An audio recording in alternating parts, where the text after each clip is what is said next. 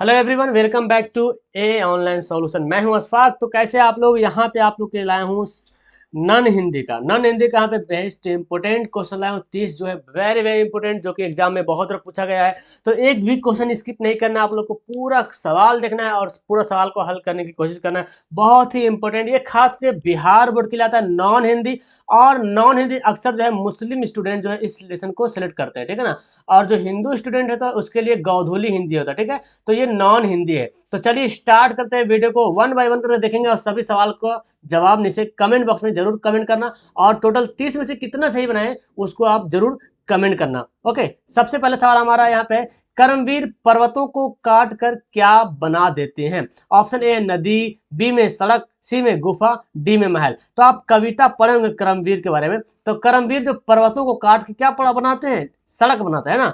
करमवीर जो थे वो पर्वतों को काट के जो है क्या बनाते हैं? सड़क बना देते हैं। तो हमारा इसका आंसर क्या हो गया? ऑप्शन नंबर बी यहाँ पे राइट आंसर हो गया। अगला है, उज्जवल का अर्थ क्या होता है? देखो उज्जवल मतलब क्या होता है? बहुत ही चमकीला, तुम्हारा भविष्य उज्जवल हो, है ना। जलयान, प्रयास, चमकीला या भाग्य। तो क्या आंसर होगा? चमकीला। उज्जवल का मतलब होता है चमकीला।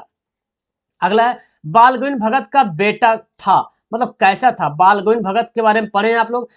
तो बुद्धिमान था उसका बेटा, या सुस्त था, या मोटा था, या दुबला पतला था, ठीक है। तो बाल गोविंद भगत का जो बेटा था वो सुस्त था। सुस्त था एकदम, अब बुद्धू टाइप का था, ठीक है। बुद्धू बोलते हैं ना, बुद्धुआ टाइप का, एकदम सुस्त था। तो हमारा आंसर क्या हो जाएगा? बी हो जाएगा राइट आंसर। अगला है, बाल गोविंद भगत रेखा चित्र के रचनाकार कौन है? यानी कि बाल गोविंद भगत क्या है? रेखा चित्र। एक तो हमारे यहाँ से देखो पता चल रहा है कि बाल गोविंद भगत की विद्या क्या है? रेखा चित्र है। इसके लिखने वाले कौन है भाई? तो प्रेमचंद, हरिऔध, बेटा बनारसी, राम वृक्ष बेनीपुरी। तो बाल गोविंद भगत रेखा चित्र के रचनाकार कौन है? राम वृक्ष बेनीपुरी, यानी कि ऑप्शन नंबर डी इसका बिल्कुल सही आंसर हो जाएगा जी। अगला है जी, संजू को डायरी लिखने की प्रेरणा किस महापुरुष से मिली? ठीक है ना। संजू को डायरी लिखने की प्रेरणा किस महापुरुष से मिली? Option A doctor Rajendra Prasad, B में है बापू से यानी कि महात्मा गांधी जी से, सी में है नेहरू से, सरदार वल्लभ भाई पटेल से। तो संजू को डायरी लिखने की प्रेरणा जो है बापू से मिली, यानी कि महात्मा गांधी से जो है उसकी प्रेरणा से संजू को डायरी लिखने की प्रेरणा मिली, महात्मा गांधी की जी की वजह से। अगला है, दीदी की डायरी साहित्य की विद्या क्या है? यानी कि इस ये क्या है? कहानी है, या जीवनी है, या रेखा चित्र है, या डायरी है? तो दीदी की डायरी, इसको रटना भी नहीं है, डायरी दिख रहा है बस, डायरी ये क्या है? ये डायरी है। तो विद्या वाला बहुत सा सवाल आता है कि इसका विद्या क्या है? कहानी है, निबंध है, कविता है, डायरी है, रेखा चित्र है, वृत्तांत है, यात्रा वृत्तांत। तो इस तरह एक सवाल तो बनता ही बनता है। और तो इसको आप पढ़िएगा ध्यान से, ठीक है ना।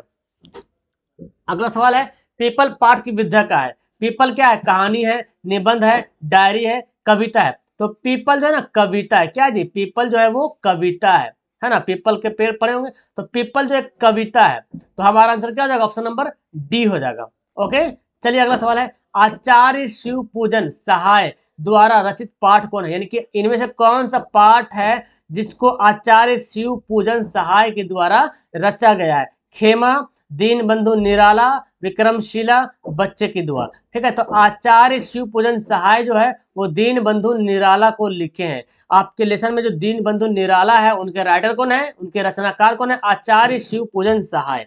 इस तरह से इस सवाल का आंसर ऑप्शन नंबर बी हो जाएगा।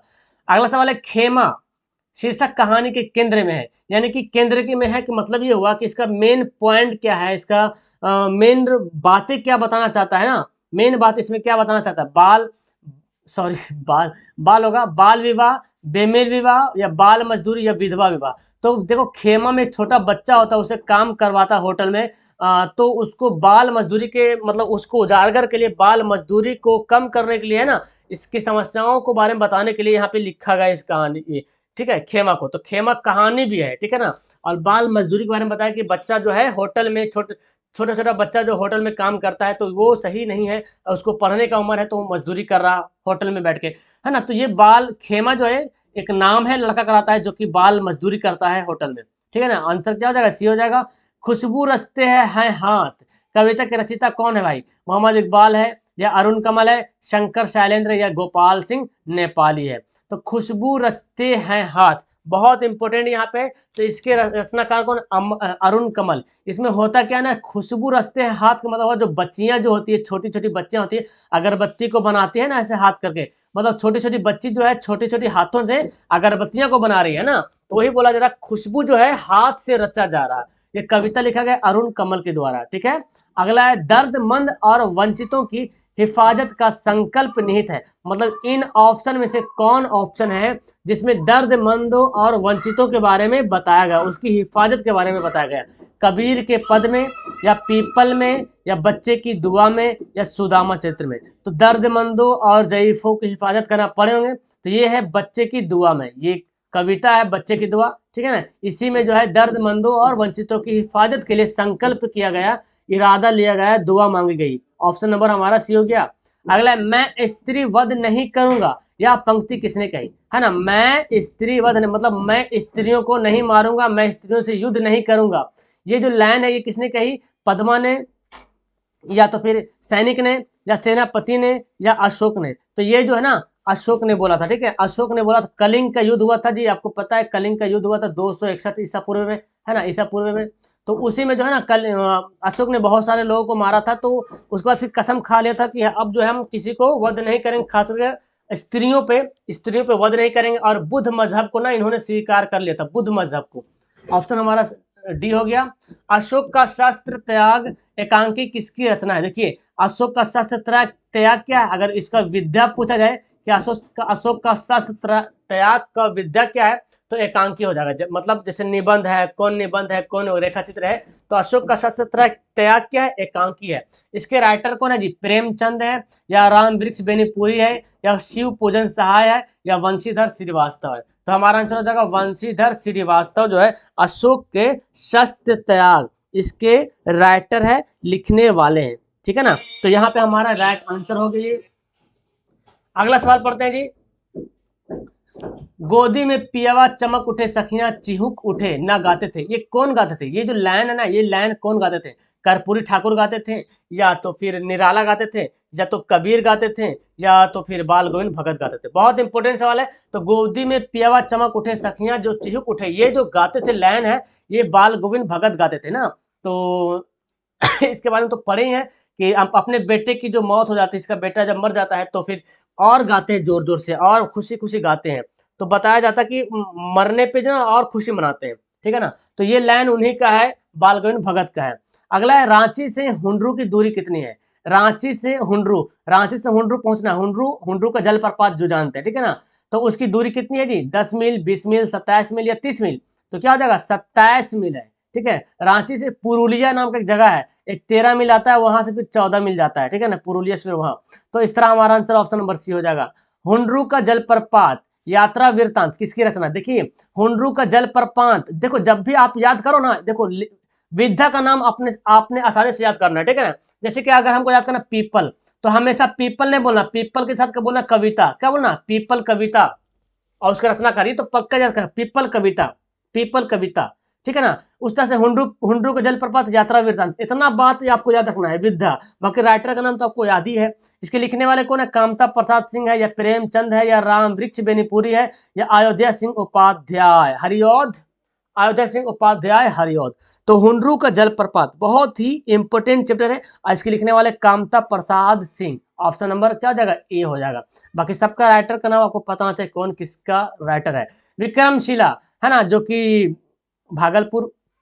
साहित्य की कौन सी विद्या है?